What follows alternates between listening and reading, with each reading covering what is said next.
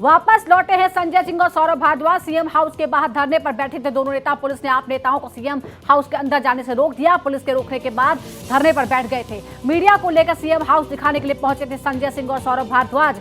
दरअसल केजरीवाल के आवास को लेकर, शीश महल को लेकर लगातार बीजेपी से मुद्दा बना रही है और इस बीच संजय सिंह ने कहा कि वो हकीकत दिखाना चाहते हैं लोगों को, मीडिया को। और आज एक पूरा जत्था लेकर आपके दोनों नेता सीएम आवास तक पहुंचे थे, लेकिन उन्हें अंदर जाने नहीं दिया गया, जिसके बाद संजय सिंह और सौरभ भारद्वाज धरने पर बैठ गए। फिलहाल ये खबर है कि दोनों वहां से हट गए हैं।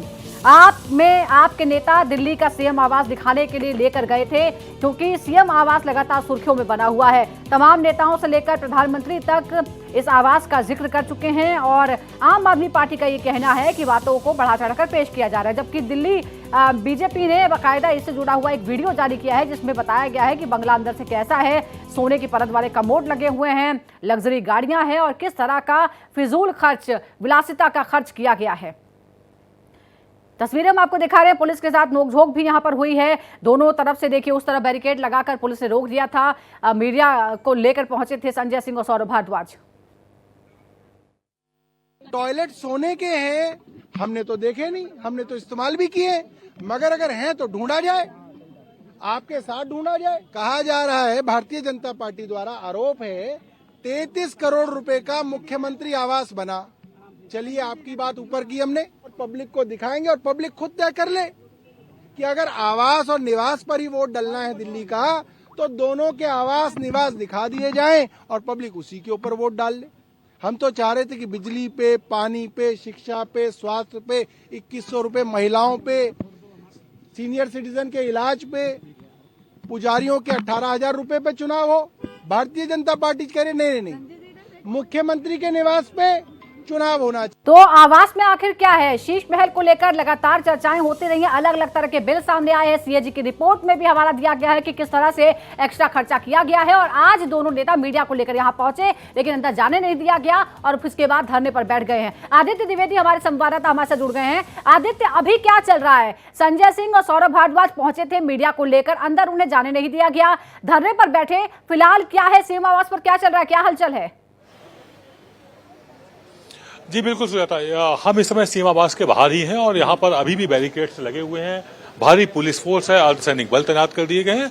दरअसल संजय सिंह ने ये ऐलान किया हुआ था कि वो पत्रकारों को हकीकत दिखाएंगे सीएम आवास की, जिस पर भाजपा ने आरोप लगाया हुआ था और तमाम दावे किए थे कि लग्जरियस लाइफ जीने की वहाँ पर सारी चीजें मौजूद हैं। उसमें मिनी बार भी है, वहाँ स्विमिंग पूल भी है, स्पा भी है, मसाज सेंटर भी है। तो इसे आम आदमी पार्टी के नेता खासा आक्रोशित थे, लेकिन जब वो यहाँ आए तो उनको यहीं रोक दिया गया और बैरिकेड्स के अंदर उनको नहीं जाने दिया गया, जिसके खिलाफ वो नाराज होकर के धरने पर बैठ गए, सौरभ भारद्वाज और संजय सिंह दोनों ही नेता।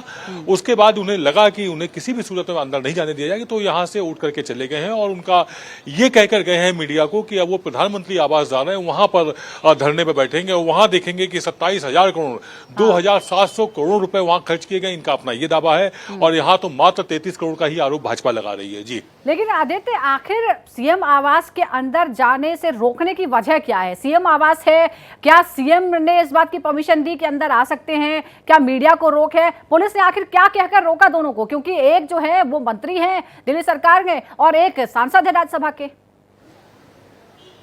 बिल्कुल सुजाता, देखिए इसमें हम अपने दर्शकों को ये बताना चाहेंगे कि पूरा मामला क्या है। दरअसल ये सीएम आवास अतिथि को अलॉट किया गया था। हाँ। और उसके बाद इन्होंने उसमें पोजीशन नहीं लिया। जब पीडब्ल्यूडी ने इनको लेटर दिया और कहा कि आप यहाँ पर आइए और अपना इसका कब्जा लीजिए, यानी कि उसमें पोजीशन लीजिए करके, ये नहीं पहुंची। और ऐसा नियम है पीडब्ल्यूडी का, संपत्ति विभाग का, कि यदि कोई भी पोजीशन लेटर जारी होता है उसके 5 वर्किंग डे में आपको हर हाल में उसमें आना होता है और ये लिखित में देना होता है कि आपने कब्जा ले लिया।